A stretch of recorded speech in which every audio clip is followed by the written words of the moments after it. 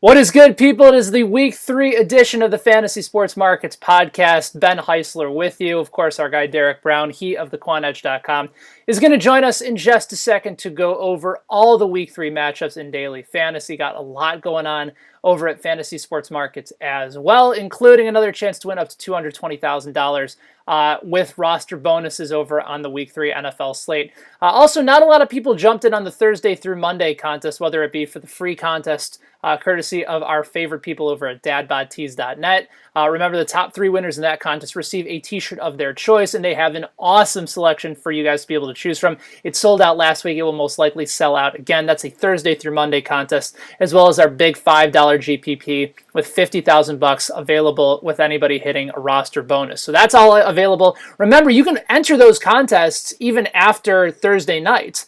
That's the fun part about playing at FSM, is that it's not necessarily about getting in everything at lock, is that you can double down on some of your lineups, or if you have a bad morning slate, you can go ahead and go in on the late afternoon and try and what's the word I'm looking for?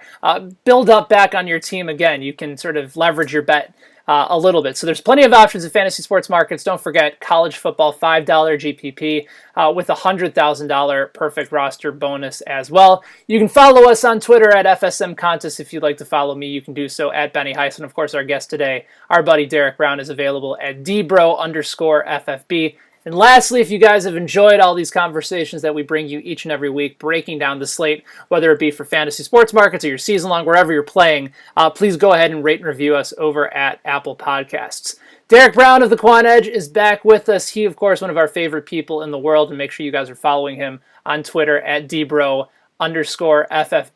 What's up, Derek? Who's ready for week 3? Whoo, it's time to go, Benny, man. I can't believe it. We're already at week 3. Isn't that crazy, as much as we've waited for football? It's nuts, man. Like, things have been flying through, and you already realized that you think that I look like Nick Foles. That started to blow up yesterday on Twitter. You already said, like, I'm going away from the glasses. Listen, if I could look like Nick Foles and make that kind of money and have a Super Bowl ring, like, I'll take it. I'm not hiding from anything. This is post-gym Benny Heiss on the show today. Well, you're talking about dad bod tees. I think we need to get something going. I mean, there needs to be a T-shirt of Big Pen Ben circling. There has to be a tank top, something out there about that. All right, I think we can listen. We know people now. We can talk to them. Big Pen Ben. The thing is, can I wear a Big Pen Ben shirt, or does that kind of, I don't know. I feel like I feel like that's owning it, man. That's like putting up a sign in a house. You have to. All right, fair enough. Let's break through the slate really quickly, though. Last week, I felt like you and I were on a lot of these different plays, but it felt like it was a very chalky week. So for everybody that was trying to find some leverage in their GPPs, it just didn't work out. We knew a lot of the right plays, but when you're trying to differentiate, sometimes you get burned a little bit.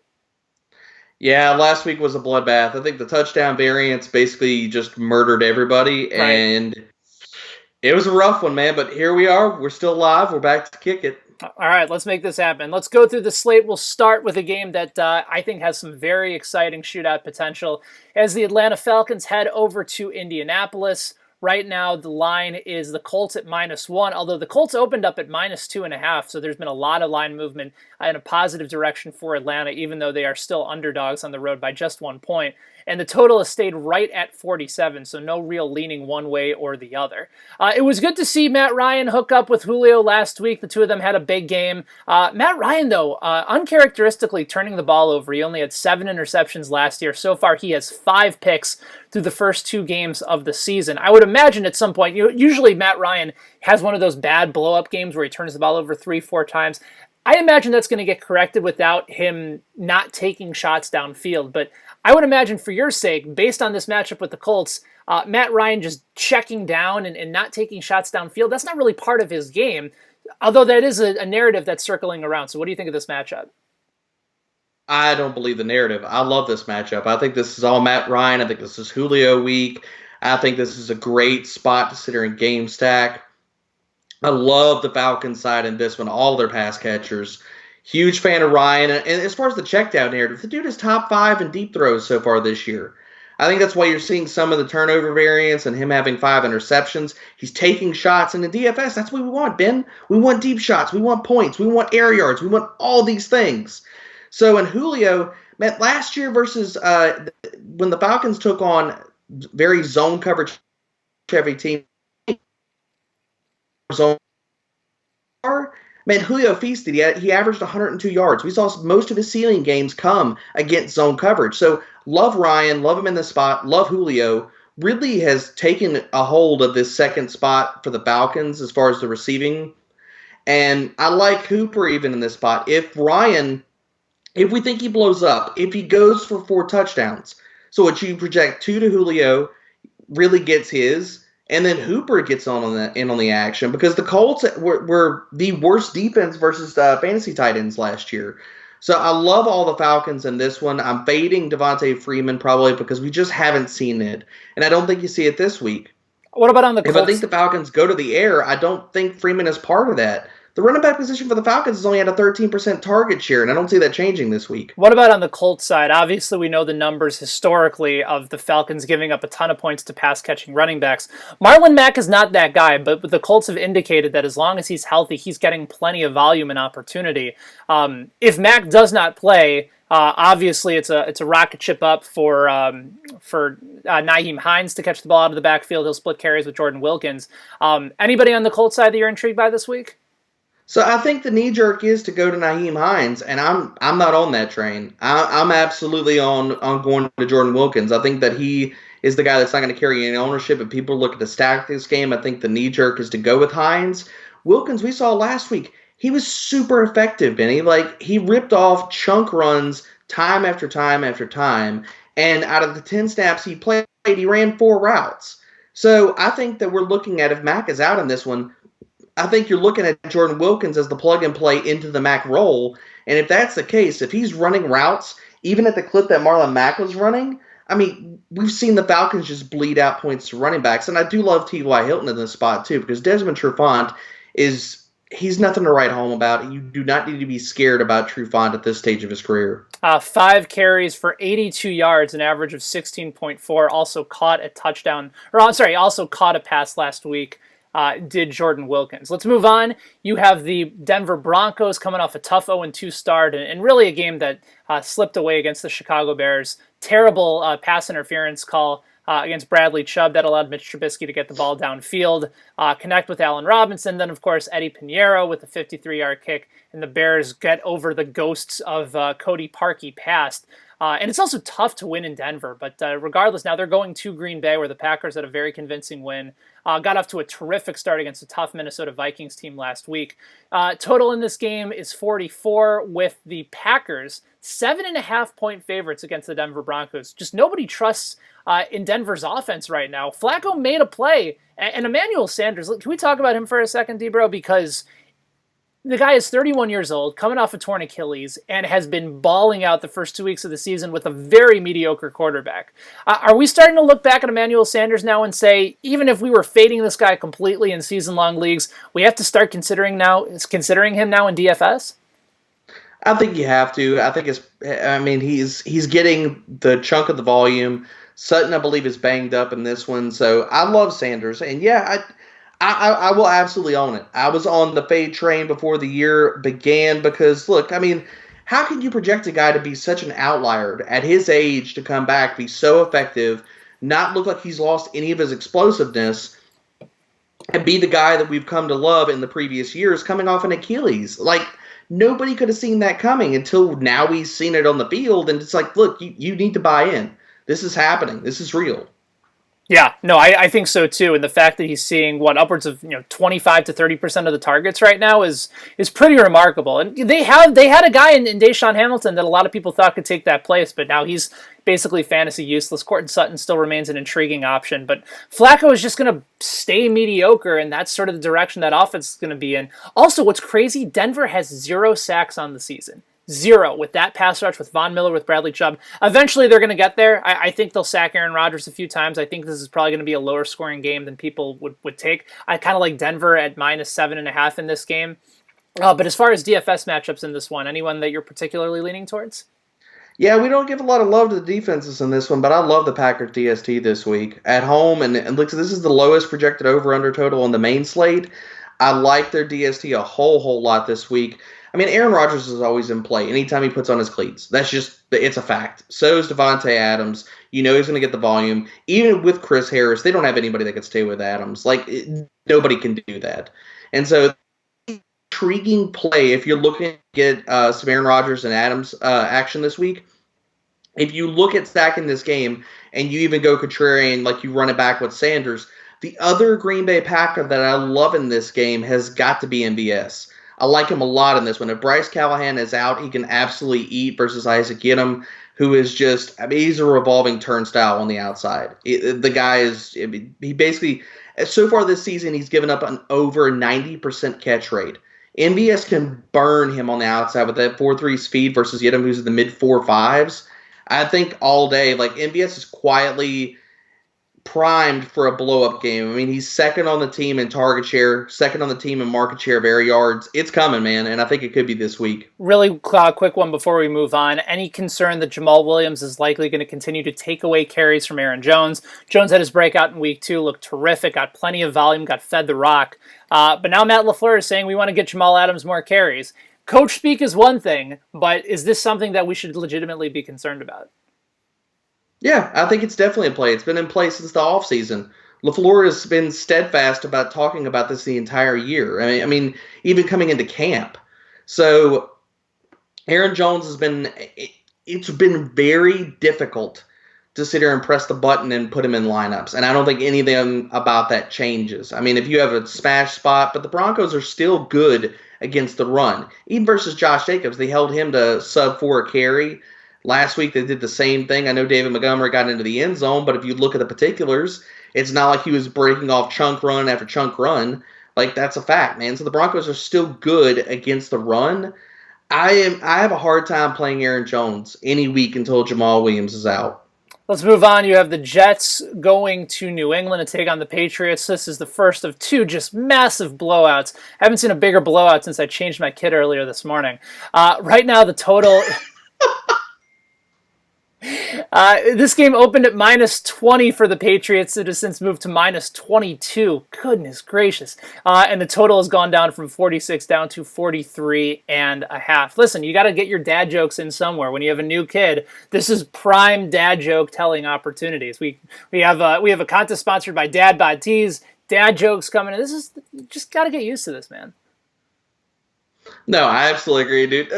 So tell me this, Benny. Did the Jets magically move to South Beach? Did they go snowbirding? Is that what's happening here with this point total?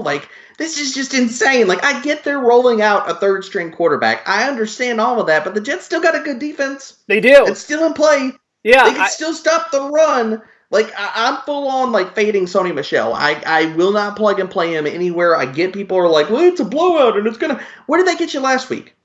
What happened with Sony Michel? I mean, he got the rushing volume, but basically at this point right now, if you look at his elusive metrics, Sony Michel is basically sexier version of Frank Gore. It's a fact. He's outside the top 30, 40 in every elusive metric that you could possibly name. The volume is not getting him anywhere. So I don't want any part of Sony Michel. I like the pass catchers in this one, especially, man. If people are going to fade Antonio Brown, that dude got 5 red zone targets last week on 33% of the snaps. Yep. If he's more fully integrated into this offense this week, this could be the blow-up spot for Antonio Brown, the 10-target game, and we see vintage AB just go ham in this one. I mean, all they did in that first drive was try to get him opportunities, and it was almost predictable, right? They knew Miami wasn't going to be able to stop Brown. They wanted to try and feed him the volume. It's basically what's so interesting about the Patriots is that they never try and do anything to just please a player. It's never the Patriot way or whatever. Man, then you know that they're trying to make Antonio Brown super, super happy, knowing that he's probably only going to be there for 1 year. Oh, well, and look, Antonio is playing nice. I mean, he's outside the off-field stuff. Every interview, all the craziness, the wild hair, the blonde mustache, all that stuff's gone. He's into the Patriot way of basically keeping his mouth shut right now and trying to do what he needs to do. So I like Antonio in this spot. I think you consider and craft a great narrative for Tom Brady to end up with 3 touchdowns and not be very, very low owned in this one because it's a fact, man. The Jets have no cornerbacks, especially no cornerbacks that can stay with the likes of Josh Gordon, Antonio Brown, and Julian Edelman in this game. So I like it. I'm not willing to run it back with any Jets player because, man, they're just all terrible. Even Le'Veon Bell. Like, the Patriots have an elite, legit defense. Even Le'Veon Bell getting like 9, 10, 17 checkdowns in the game, he's not going to probably waltz into the end zone. So how good do you feel about that? And no, I don't believe in Luke Falk. The Jets' implied live total right now is 10.75 points on the deal. It's just, God, it's a mess. So, by the way, speaking of messes, all right, so no Jets. Obviously, plenty of Patriots receivers are in play, and we're fading the running backs here. You have the Dolphins going to Dallas to take on the Cowboys. Currently, the Cowboys are favorites by 22.5 points. God, who would have ever thought, with Jason Garrett as the head coach of the Dallas Cowboys, that at any point they'd be favored by 22.5 points? And the total is stuck fast at 47.5. Listen, I know Miami's terrible, and I know that Dak Prescott has looked terrific the first few games of the season, but the Cowboys aren't Patriots good, and they still can find a way to screw this up and not lose to Miami, but I don't expect them to cover the 22.5. Having said that, though, every Cowboy is certainly in play. You can play Prescott and not necessarily worry that with Kellen Moore calling the plays that he's going to slow down. Zeke Elliott was good last week, fairly effective, but didn't have the snap spot that maybe people had anticipated for him. Amari Cooper, certainly in play. You can stack him with Dak with no Michael Gallup. Jason Witten has caught 2 touchdowns in the first 2 games of the season. So are there any Cowboys that you don't want to have exposure to in this game? Not really. I mean, I love all the Cowboys side in this one. I think Devin Smith, I mean, everybody's going to be talking about him, assuming the Michael Gallup role. He's easily in play. I mean, he's a preseason GOAT. Easily in play to sit here and catch a long one in this game. I think that Zeke, man, in GPPs, he's going to be a fade for me. I think there's a definitive narrative to see that, okay, people see the total, people see how big of a gap this, and they just think it's Zeke week. Or they'll want to pair Zeke with the Cowboys defense too. The other side of this narrative is that Dak passes and Zeke doesn't get there. Like, it doesn't happen. That they throw in the air versus, look, the Dolphins are trotting out, besides Xavier and Howard, they're trotting out another former Patriot that's beatable in Eric Rowe, and a practice squad guy in the slot right now from the Patriots. It's terrible. And Dak can absolutely carve this defense up just like he's been doing so far this year with Kellen Moore. Yeah, it's pretty remarkable. On the Dolphins side, you have Josh Rosen finally getting the start over Ryan Fitzpatrick. Any possibility of not necessarily playing Rosen, but are you a buyer of anybody on the Dolphins when it comes to receiving, just to try and get some points back, knowing that they're going to have to throw the whole time? Oh, God. I don't know. It's nasty. It's. I mean, I feel like we're just basically talking about the Jets and Patriots, but we're here in South Beach. It's the same thing. Like like Preston Williams, like as a dart throw. It's certainly not on FSM. I get it, but he's going to get Byron Jones, and Byron Jones is getting healthier by the week. Preston's going to get shut down. I think if you're going to run it back with anybody, that you hope and you pray that the Dolphins continue to do something smart and run Mike Gesicki out there. The Dallas defense they've been able to be had by tight ends. That's some of the only play on the Dolphins side that I can get behind. It's not Preston Williams because Byron's going to have him on lockdown. All right, fair enough. You got the Raiders going to Minnesota. The Vikings are currently 8-point favorites despite Kirk Cousins really having 2 consecutive weeks of doing absolutely nothing. Total in this game at a pretty small 43.5. So the Raiders are interesting because for about 7 quarters of the NFL season, they've looked really good. Like, they shut down Pat Mahomes and they shut down the Chiefs in quarter number 1, quarter number 3, and quarter number 4. It was quarter number 2 where Mahomes threw for over 270 yards and 4 touchdowns and just ripped them to shreds. So they're 8-point dogs going to the Vikings, who have a terrific defense, although they got off to a terrible start last week against the Packers. Coincidentally, for Minnesota, you said Dalvin Cook was in play. I was like, I don't know if I like that matchup. And of course, he smashed it great. This is another prime spot for Dalvin Cook to have another big game based on his volume. But when are we going to start to see defenses start to make Kirk Cousins beat them? And also, based on that narrative, if this is the week, is this the week that maybe we finally start to see Stephon Diggs get himself out of the clouds? Because right now he has 1 touchdown, maybe about 6 It's 3-4 catches on the season. Like the Stephon Diggs that people were drafting in the third, fourth round has not been there so far. I think that there is definitely a way. Like if you're playing GPPs, I can definitely get behind Cousins, Thielen. Look, fading Dalvin Cook is a dangerous proposition. The Raiders, the way they've been attacking opposing passing offenses, is trying to take away your top receiver. We saw it week 1. We saw it week 2. That's why you saw Sammy just kind of go poof like a cloud of smoke. He did basically nothing versus the Raiders, and I think that's probably what happens again here. Now, do the Raiders have the ability to take away Diggs? Because I think if they're going to take somebody away, it's probably Diggs and not Thielen in the slot. And so, do they really have the ability to take Diggs away? I'm on the train that Diggs is a special player when healthy, and that he can absolutely overcome that. I mean, look, Diggs almost had a huge game last week. If Cousins did not overthrow him on a deep shot that would have won the Vikings the game, possibly, Diggs, we could be talking about Diggs a little bit differently this week, but I could definitely get behind the pass catchers in this one for the Vikings and Thielen and Diggs. The Raiders, I just don't know if they're going to push the Vikings to make them have to pass the ball. That's the thing. We saw it week 1, Cousins attempting 10 passes. That's definitely in play here. So in larger field GPPs, yeah, I'm all about like getting some leverage and leveraging the pass catchers for the Vikings in a blow-up spot possibly. But the other side of this in Dalvin Cook, you got to have exposure to Dalvin Cook, because that narrative on the Vikings just shutting the Raiders down and them not doing anything, and the Vikings basically pulling their best Seattle impression and just running the ball is in play here. On the other side, there were 3 different Raiders against the Chiefs last week that were all considered very quality cash plays in Josh Jacobs, in Tyrell Williams, and in Darren Waller. Do you like any of them as GPP plays this week against Minnesota? I don't want Jacobs. The Vikings' run defense is still legit. We saw Jacobs for everything we wanted to believe that he was a true 3-down back. Jalen Richard and Washington getting run in the pass game showed us that we were all wrong. And so I'm full fading Jacobs.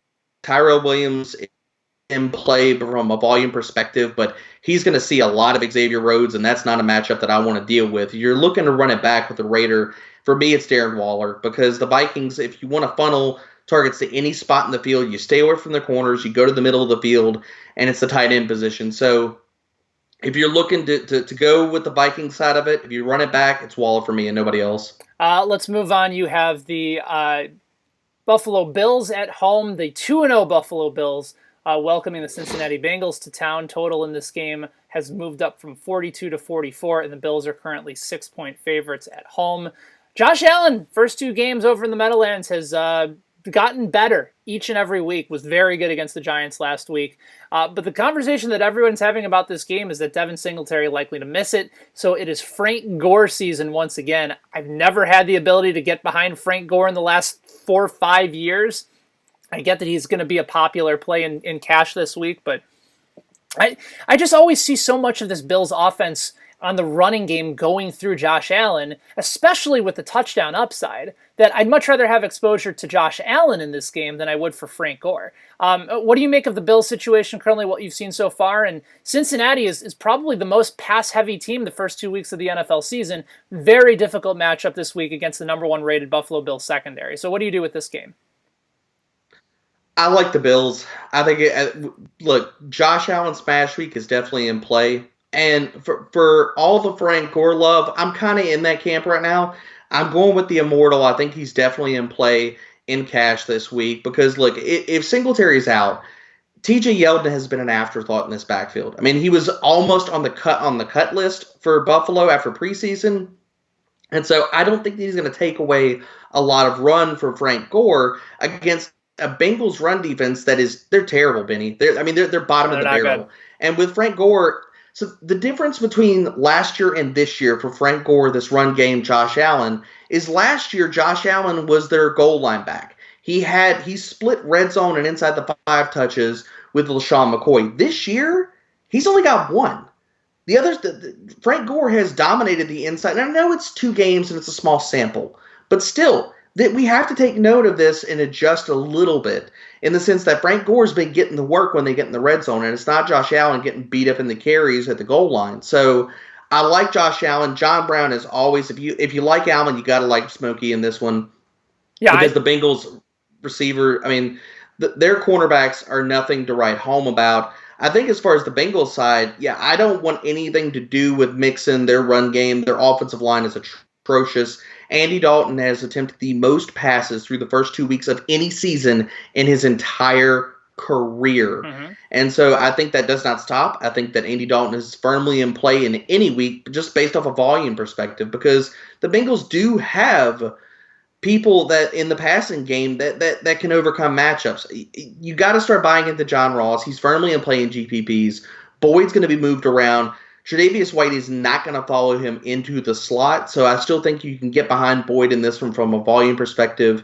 Either one of those are firmly in play if you're looking to run it back. I'm really impressed with what the Bills have done with John Brown. I was kind of worried that since he moved over to Buffalo, it was a situation where it's like, all right, yeah, maybe he connects every couple games with him on a deep ball, but he's a legit number one wide receiver for them and probably a back-end wide receiver 2, wide receiver 3 in fantasy this year because they've been so creative in how they've used him. Always he's going to be one of the leaders in air yards. I've been really impressed with Buffalo and Allen and Brown together so far.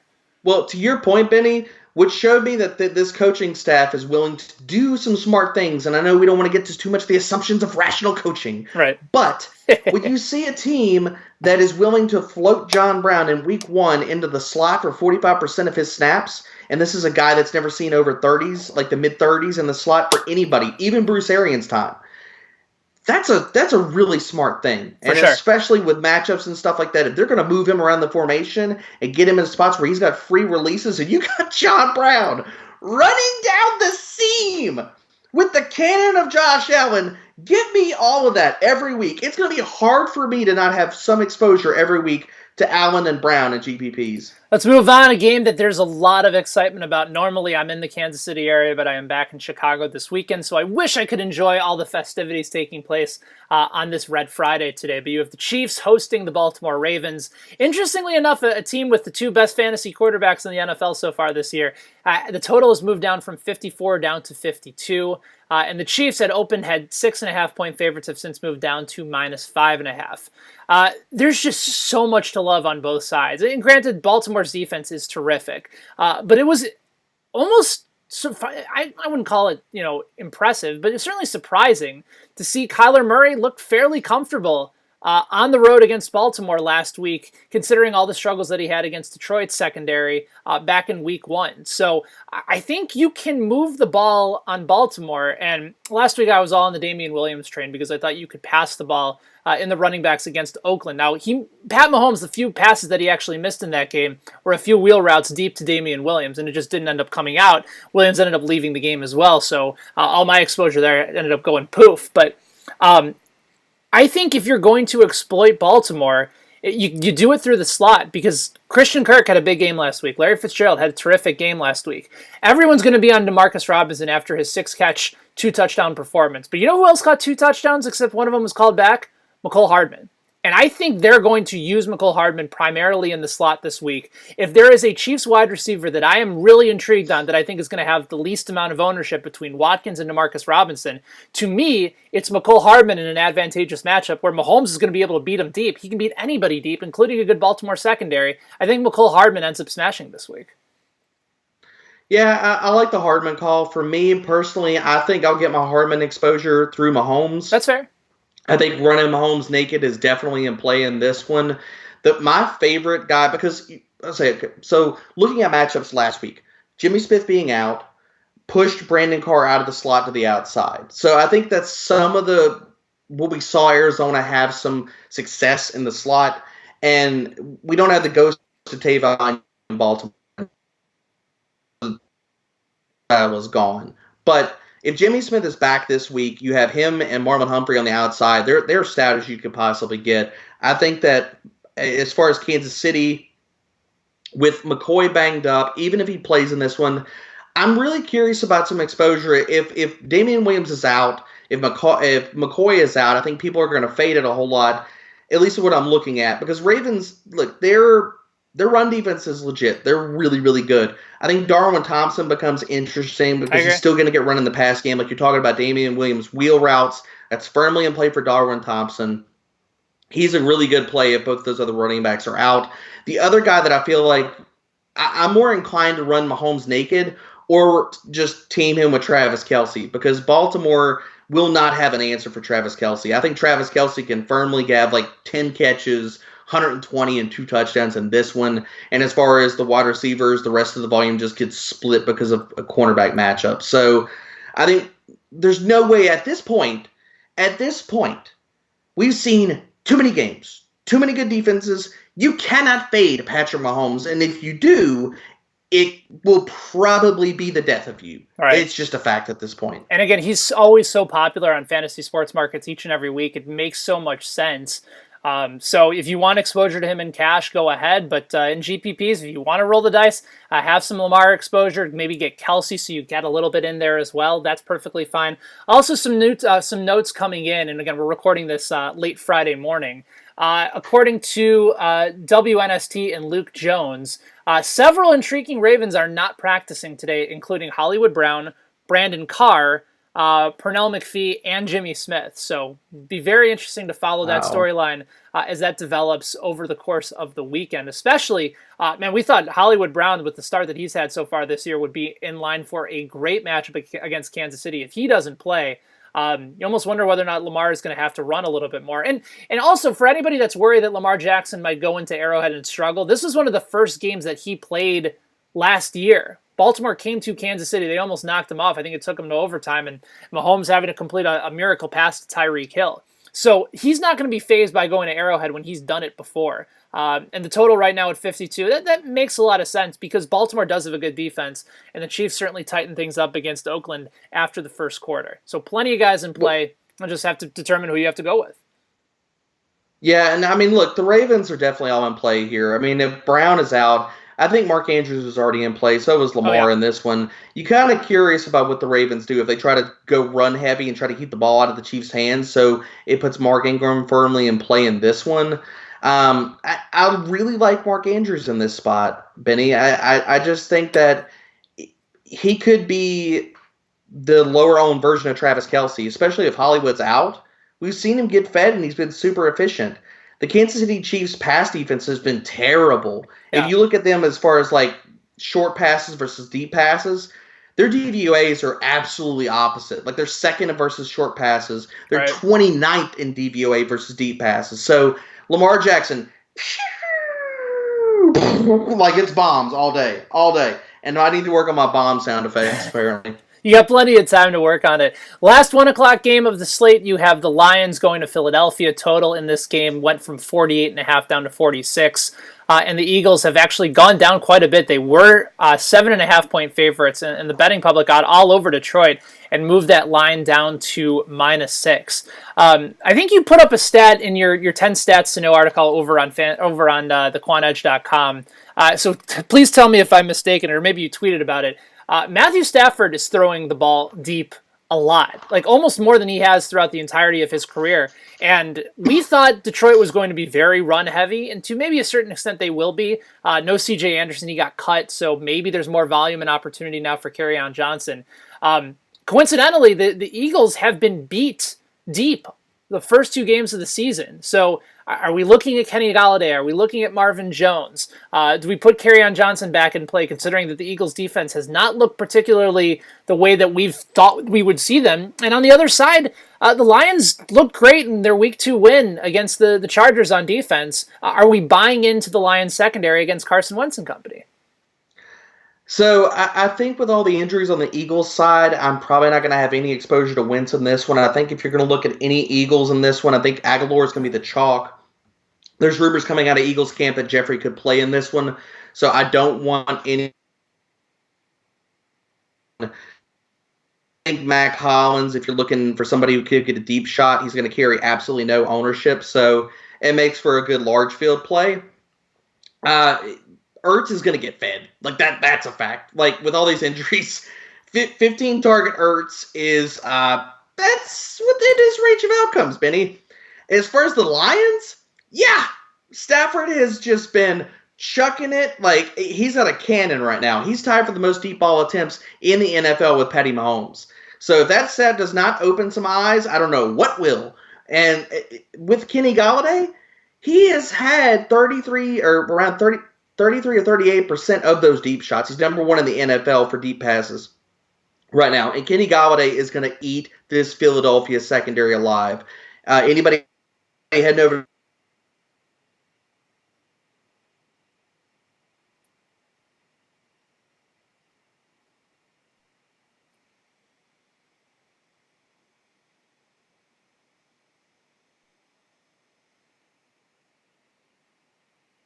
Did we lose you, D-Bro? I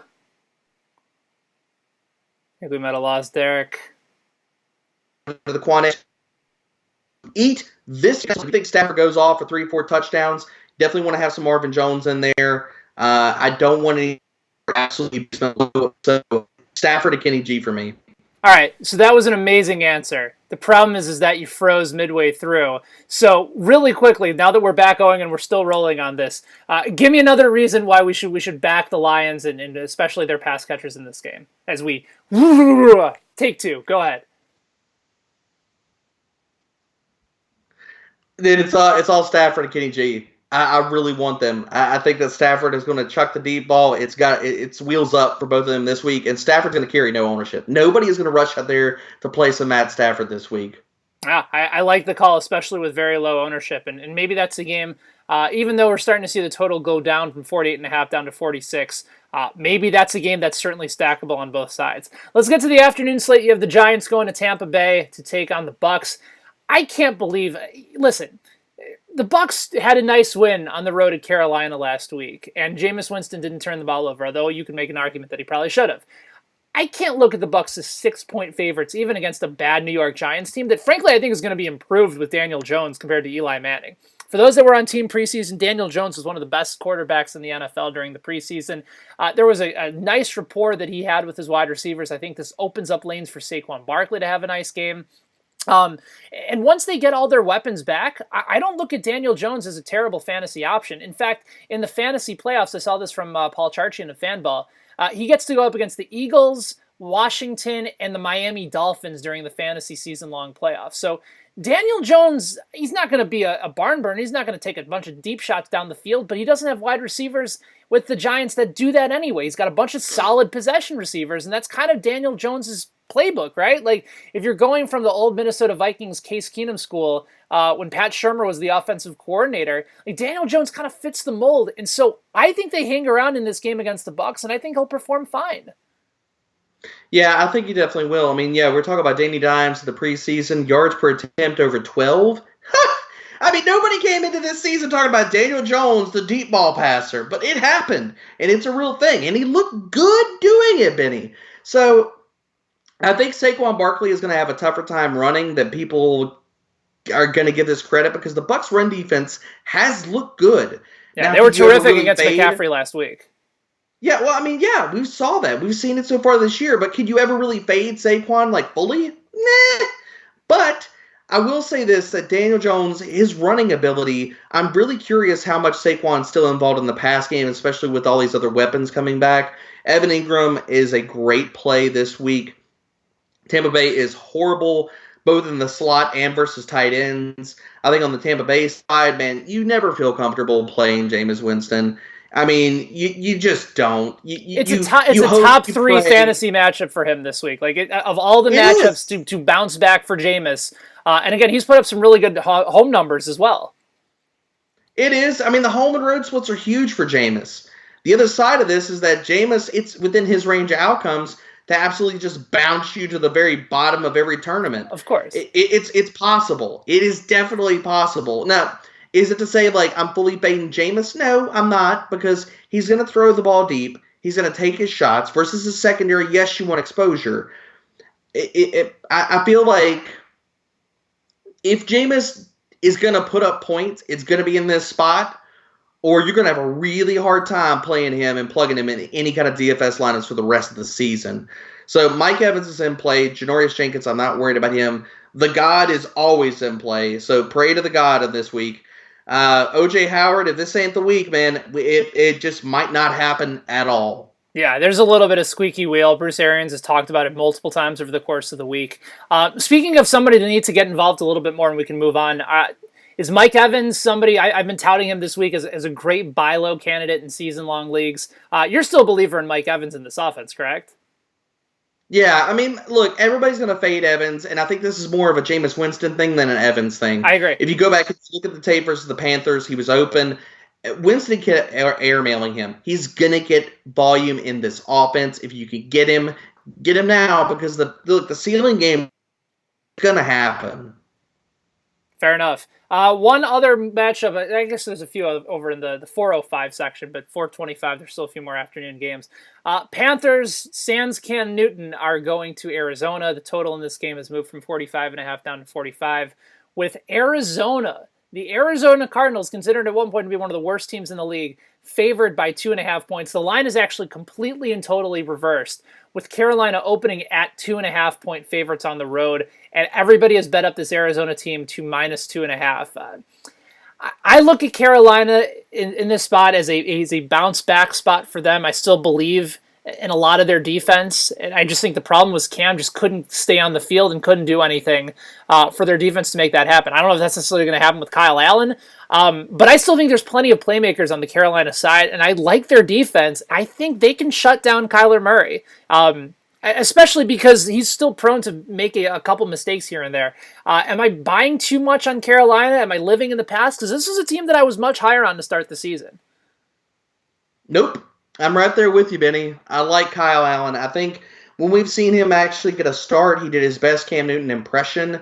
He had 3 touchdowns at the very finale of last year.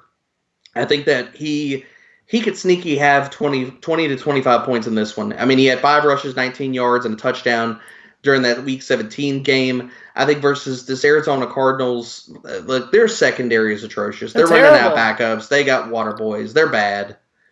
And Curtis Samuel and DJ Moore are both in play in this game. I love Curtis Samuel this week. I think that Allen hits him on a deep shot. We saw that. We want to harken back to that Week 17 game. 53-yard shot. It's going to happen because they have nobody that can run step for step with Curtis Samuel in this game. So I love all the Carolina Panthers side. If you're looking to run it back with Arizona, yeah, Kyler Murray's in play, but the Carolina Panthers defense is damn good. Their defensive line is going to put pressure on Murray. I think that you can tell yourself a narrative of stacking both sides of this. So I'm not opposed to having exposure on both sides of this. The pace of play in this game is going to just be so tasty. I think in neutral game scripts, both these teams are top 5 as far as like seconds per play. And so I love both sides of this. I love Larry Fitz in this. The old man is still doing it, and he's still doing it well. He is my favorite play over on the Cardinals side because the Panthers, look, Javian Elliott has been the target that you want to go after in the slot. Christian Kirk is in play, but his inefficiency could easily rear its head in this one. I think that people are down on David Johnson, and they need to not be, because David Johnson is going to get run in this one. He is seeing super light boxes so far. Anybody that is going to box score chase and look at last week, look, he missed time with a wrist injury. And then he came back, played the rest of the game. He was limited. Edmonds got run. If DJ is in full health in this one, or even close to it, and he gets run, he could smash and nobody's going to touch him this week. So I love him.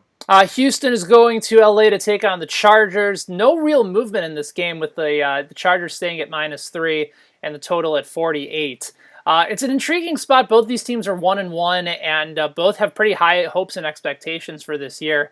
Deshaun Watson slowed down a little bit last week at home against Jacksonville. That was anticipated, I think, only because you knew that they were going to try and slow down the pace against him. And Jacksonville's defense is still fairly good, as we saw the last few games, regardless of what happens with Jalen Ramsey. On the other side for the Chargers, tough loss on the road against Detroit. Would imagine they play a little bit better at home. And Austin Eckler in this spot seems like he is primed to smash. He's been a revelation, and I think everybody that was sort of new to the Austin Eckler experience a season ago, that wasn't really sure what to do with him this year, he's looked the part. He's been terrific catching the ball. He's been great at finding open lanes. They've incorporated Justin Jackson as well. The Chargers' running game really has been terrific so far in 2019. Yeah, I like both sides of this game. I'm probably not going to have a lot of exposure to Watson in this one because I think the Chargers heated up and they're going to get some sacks on him this week. I don't think you could ever really truly fade DeAndre Hopkins. I don't care if Casey Hayward's on him. It does not matter. DeAndre Hopkins can get his no matter who he's going against. They're going to move him around to the slot. I think on the Chargers side, Eckler's in a great spot versus the Texans. At home, I love pairing Eckler and the Chargers defense in a lot of lineups this week. I think they're both great plays in this one. Keenan Allen is how do you not have exposure to him? Especially if the Texans push the Chargers, Keenan Allen has above a 30% target share. Mike Williams is banged up. Right, second in the league in targets so far this year. Keenan Allen's going to have, what's his floor, Benny? 12 targets? 15 usually, targets? Yeah. Where do you set his floor? That's something along the lines of 12 to 13 targets is pretty remarkable for a floor. And he's going to get a ton of volume. Williams is still an option as well for the deep route and also the red zone looks and opportunities. But Eckler's getting goal line volume too, and I think people were worried about that this year. All of a sudden it's going to be Justin Jackson on early downs and goal line. Nope. Eckler's the guy right now. And if you're Melvin Gordon, you have to be terrified at watching him just completely dominate. If you're Melvin Gordon, you got to start to come back sooner rather than later, try and save yourself, right? I mean, that's what we would think, right? But you saw Lev Belson. I think anything's in play for Melvin Gordon. I full faded him in draft season. I'm full fading him now. I don't want anything to do with him. If you have him, trade him. Just get rid of him. Get what you can. Because I don't think there's anybody that's going to go out there and tell you that week happening is full of it. Because nobody knows, Benny. Get rid of him. Get him off your team. Fair enough. The Saints are going to Seattle. The line currently for this one is Seattle -5. It opened at -5.5, and the total is 44.5. Just so weird to see the Saints as big favorites or big underdogs on the road with a very mediocre total. But that's what's going to happen when you move from Drew Brees to Teddy Bridgewater, who I do anticipate will look better this week. Seattle's a very tough place to play, but you saw Cincinnati pass all over that secondary in week 1. Seattle having a pretty impressive win in week 2 as well. And I'm also of the belief, too, that for everybody freaking out about the impact of Bridgewater having on Alvin Kamara and Michael Thomas, to me, I feel like it's minimal. Only in the sense that Michael Thomas isn't that deep burner wide receiver. Breeze wasn't the deep guy anyway with Ted Ginn and Traquan Smith. Those are the guys that I feel get really hurt by this. I still think Thomas is going to get a ton of volume. I still think he's going to get a bunch of opportunities here. And coincidentally, they need Kamara more than they've ever needed him before. So maybe you can make the argument that his role is even more important now. But what do you make of this matchup and who are you interested in? Man, I really could see Teddy Bridgewater struggling in this one as well. I mean, his yards per attempt are terrible. I watched every second of that game, obviously as a homer. But Teddy Bridgewater he held the ball too long. His arm was not there. I don't know if I see anything better coming from him this week. I actually kind of hope they go with Taysom Hill, to be honest with you. If he starts, I will run some Taysom Hill naked in some lineups. Michael Thomas is definitely in play. He's always in play. The volume is going to be there. I think from Breeze to whoever the quarterback is takes away some of his ceiling. Alvin Kamara is in play, but I think the pace of this game is going to be really slow, and I think it could be nasty, especially with Seattle at home. I think their defense is going to show up in this one. I'm really worried about the Saints in this matchup. I really think this entire game could just be a full fade and stay away for me. Any concerns about Chris Carson and his fumbling issues? He's had 3 fumbles on the season. There's sort of been talk that maybe Rashad Penny, who had a very good game in week 2 and limited touches, if Carson fumbles again, maybe this becomes Penny's backfield. I have a hard time. They've invested a lot into Chris Carson. They've also shown that he has the ability to catch passes as well. I don't think they're going to give up on him just yet, but you could certainly see more of a committee if Carson can't hang on to the football. I think everything's in play with Sneaky Pete. You just never know what Carroll's going to do. There's just no way to ever proclaim that we have any kind of idea what the hell is rolling around in his head. And so Carson has not been somebody that's flashed this year. So week 1, he smashed and grabbed. He had 2 touchdowns. He had the targets. He had the receptions. Dude, if he didn't get the 2 touchdowns, everybody would have been talking about how big of a bust play he was. Right. Because, he got the snaps. He got the targets, but the 2 touchdowns are what saved his day. Outside of that, the rest of his stat lines have looked bad. And so, with the fumbles, with the uncertainty that we do not know and ever have a true finger on the pulse of Pete Carroll, I don't want anything to do with Seattle backfield. All right. Nothing. A few more. Last one on the main slate. We'll touch on the Sunday night and Monday night matchup as well before giving some of our favorite plays over at Fantasy Sports Markets this week. You have Pittsburgh, 0-2 Pittsburgh going to San Francisco. They're 2-0 to take on the 49ers. Currently, the 49ers are favored by 6.5, line movement of about a point. They opened this game at -7.5, and the total is going down from 44 to 43. What's interesting is that just a couple weeks ago, we were putting all the Tampa Bay Buccaneers into our lineups as humanly possible. We were buying in Jameis. We were buying in Mike Evans and Chris Godwin going up against the 49ers defense. And now that's conceivably changed. However, Mason Rudolph and James Washington are a very intriguing tandem. If you believe in the shower narrative, if you believe in the two of them together from college, they connected for over 4,000 yards in 3 seasons and over 30 touchdowns. I believe 33 touchdowns in total. It's true. Like, they played together for 3 years at Oklahoma State. So I'm anticipating Mason Rudolph not looking terrible, and I think this is a game that Pittsburgh can win. They trust him. They gave him opportunities to take some deep shots down the field last week. A lot of it is going to be dependent on James Conner's health. And whether or not they can get him involved and active and help control some of the pace of this game. But have you seen anything from Jimmy Garoppolo to show you that he's ready to take that next step? Because he had a better game in week 2, and the 49ers put up a bunch of points, and they connected on some deep plays. But I'm not counting out Pittsburgh in this game. In fact, I'm a little bit intrigued by them to be a surprise team. What about you?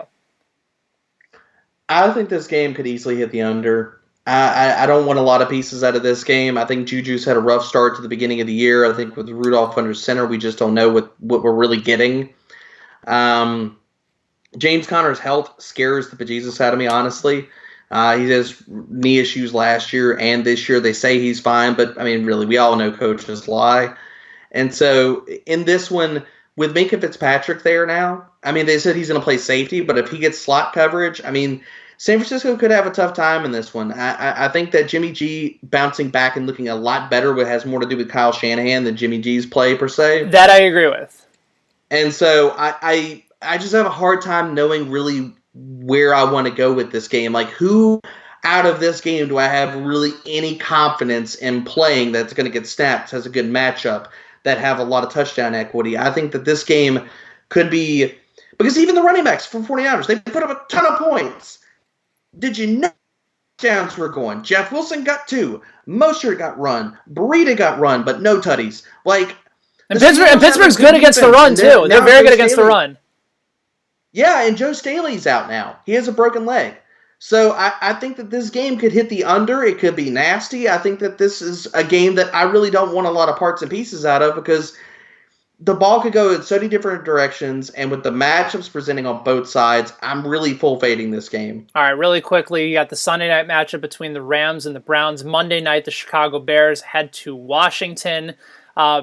The line in this one is actually Browns are underdogs at home. They're 3-point. The Rams are 3-point road favorites. Total has actually gone all the way down from 51 to 47.5. And then in Bears versus Washington, the Bears are 4-point road favorites in this game with a total only at 41.5, which seems crazy considering the type of numbers that Washington's offense has put up and how bad their defense is. I want to give you some numbers for Washington, how bad they've been this year. 2019, in 2 games, they're giving up 168 rushing yards per game. That's 31st in the NFL. They're giving up 455 total yards per game. That's 30th in the NFL. They've allowed the second most passing touchdowns allowed, 6 on the season, and averaging 31.5 points per game allowed. And they're top 4 against the quarterback via Fantasy Pros rankings. I'm not drunk. I promise when I say this. There is water in this water bottle. This is straight from the gym. If you are going to take a shot at Mitch Trubisky, this is the week to do it.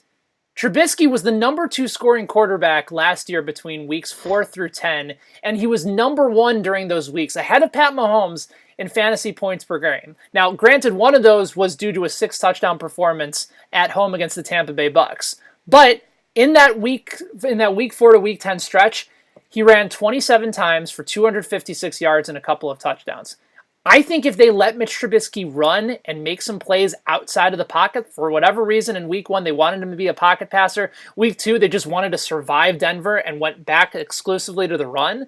If you let Mitch Trubisky run, he's going to put up numbers, and you can do it against a terrible Washington secondary. Is he going to be the number 1 quarterback of the week? No, but I'm fully a believer that if Matt Nagy is going to get Mitch Trubisky right, this is the week to do it. So what do you think of the Sunday night and the Monday night matchup? So I think with the Rams and the Browns, I think the Browns have Denzel Ward and Grady Wilson are both missing practice, or they got hamstring issues right now. So if they miss this game, Jared Goff could actually put up a good game on the road. I think that's firmly in play. The Rams defense is only one of 2 defenses that have not allowed a passing touchdown right now, and that could definitely happen. I think Baker's being asked to pass too much. This offensive line is bad. So I think the Rams could blow out the Browns in this one. I think Odell, you never fade him. But as far as the Rams go, I like Goff a lot. If they're running out backup cornerbacks for the Browns, I love Brandon Cooks to sit here and break a long one in this one. And actually, you might want some exposure to Ty Gurley, as crazy and as hard as that is for me to say. I was on the Gurley trade in week 2. That was one of my actually solid calls, for whatever that's worth. Yep. Man, look, as far as the Bears and the Redskins, dude, I could see Trubisky having a good game in this one. Allen Robinson is going into my wide receiver cornerback matchup article. Just to give a little teaser, Norman is dust. He's pitiful. Yeah. So I think Allen Robinson could be in for a smash week in this one. So if that's going to happen, then Trubisky's going to have a good game in this one. I was so happy, Vinny, so happy to see Nagy pull his head out of his own butt crack after the first week and beat David Montgomery.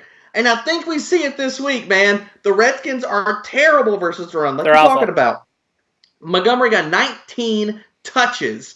He has dominated the red zone work. He has had all the touches pretty much inside the 10, inside the 5. He's had every touch except for 1 inside of the red zone as far as the rush attack goes. I think David Montgomery could easily have 2 touchdowns, and I'm doing naked victory laps around the whole freaking neighborhood after this game.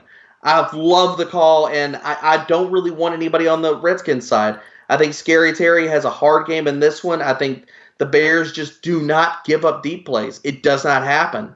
I think that he is in for a rough matchup. There's not really anybody, maybe outside of Chris Thompson, that you really want to run it back with or even play in this one. Because even Thompson, man, the Bears they're really good. They're really good in all facets of it. I mean, and I just don't think the Redskins are going to be able to put up a lot of points. I think this could be the Bears, basically, this is the get-right game for the Bears. I think that this is the game. This is the equivalent of the Tampa Bay Bucs game from a season ago. Yep, I think this is get you Trubisky, get you David Montgomery, and get you Allen Robinson. I think the Bears could absolutely just blow them out, and Nagy does not take his foot off the gas. And the other thing, too, for the Bears is that they've had 2 consecutive long weeks. Right, they had the Thursday night game. They got to go into Denver on Sunday, and now from a Sunday to a Monday night game. I certainly think that's in play, and they've looked terrible. The offenses looked really bad the first 2 weeks of the season. To be fair, the long weeks have helped a little bit. I mean, Nagy's got his head like halfway out of his butt crack, so if it fully comes all the way out this week with all the extra time, then we could see this Bears offense that we've been hoping. Yeah, no, I think that's perfectly fair. All right, let me give you a sample FSM Superflex cash lineup for this week. I'm curious to see if how much we differ, but I'll throw Lamar Jackson over at the quarterback spot. And again, this is not the Beat Benny Heist lineup. It will be posted on Sunday, but probably a lot of similar factors in this lineup as of now. Lamar Jackson at quarterback. You can go with Christian McCaffrey and Austin Eckler in the running back spots. I currently have Julio Jones and Chris Godwin at wide receiver. Kelsey and tight end with the Superflex plays of Pat Mahomes. I really wanted to throw another quarterback in for Superflex, but I'm getting my exposure to Julio and to Matt Ryan through Julio. I know that he's a name that you're really big on this week, so I'm going to go with Dalvin Cook. The guy that I didn't play last week that I should have. I'll make him my final Superflex with the Patriots defense. I think the only spots that we're differing there, Benny, is back on Lamar Jackson in there. I am going to run Matt Ryan in that third spot because I think it's a good way to be different. And you're right. Like, I'm going to team him with Julio in this one. I think you go with lower owned Kelsey in the name of Mark Andrews at tight end. Eckler's in play.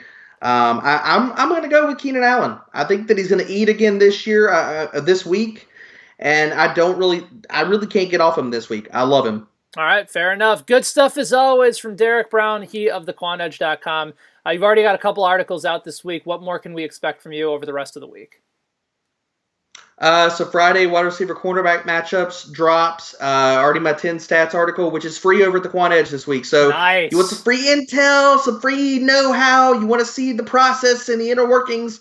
It's kind of scary. The inside of this head, definitely go check it out. Check out the 10 stats. Leave me a comment. Which one was your favorite? Did you like it? Did you love it? Hell, even if you hate it, throw me something. Give me something to chew on for next week. All right, and then make sure you use that knowledge, run it back over at fantasysportsmarkets.com. Debro is going to be in a couple of the head-to-heads and probably some of the GPPs as well. Bring it. There's a free promo code at the bottom of the screen. Make sure that you go ahead and use that code. And also, if you head to fantasysportsmarkets.com, you will notice that there is a new Refer a Friend feature where every time you refer a friend, not only do they get $5 to get themselves started, but you get $5 as well, up to $100. That's plenty of times to be able to enter a bunch of contests and win possibly millions of dollars if you hit those perfect roster bonuses each and every week over at fantasysportsmarkets.com. So go refer people, go get yourself $100 to play over at fantasysportsmarkets.com. There is no deposit required, so it's the easiest way to be able to refer anybody. There's no bonuses to have to worry about as well, how much you play.